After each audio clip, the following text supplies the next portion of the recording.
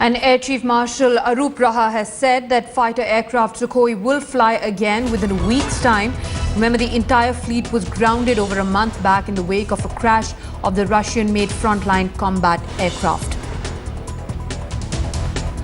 We have Shiv joining us on the phone line for more on the story. Shiv?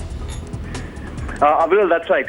Remember, after the crash that took place earlier last month, in fact, there was a fleet grounding of the entire Sukhoi 30 fleet because the initial findings of the crash investigation had found that there were some very serious problems with the aircraft's control system. There had been some kind of an automatic ejection seat that had activated, as a result of which both the pilots ejected just when they were approaching the runway. So this is something that's become almost an international issue now between the makers of Sukhoi and the Air Force at this point of time. I can confirm that the exact cause of the problem hasn't been completely identified just yet. But the preliminary procedures on the ground with the fleet across 3 locations where the Sukhoi 30 aircraft is deployed have been done completely by the Air Force, which is why you've got the Chief of Air Staff now saying that he hopes that within the next week they'll be able to sort out the problem as well and put the fleet back in the air.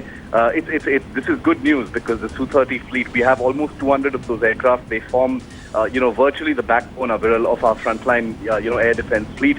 And therefore, putting these fighters back in the air is good news as far as the Air Force is concerned, because it basically means more combat air patrols, air defense, can finally be possible. Over the last 3 to 4 weeks, the Su-30s haven't been flying, and not only have they not been flying, the Air Force has been grappling with a serious design or production problem in an aircraft that it's going to operate for the next 25 to 30 years. So it's something that the Air Force has been extremely troubled about. But the simple fact that the investigations have proved that the problem is something that they can probably identify and solve within the next 1 week is definitely good news, and that's what we're hearing from the Chief of Air Staff. All right, Shiv, thanks very much for all those details. We have some breaking news coming in from Chhattisgarh at this point.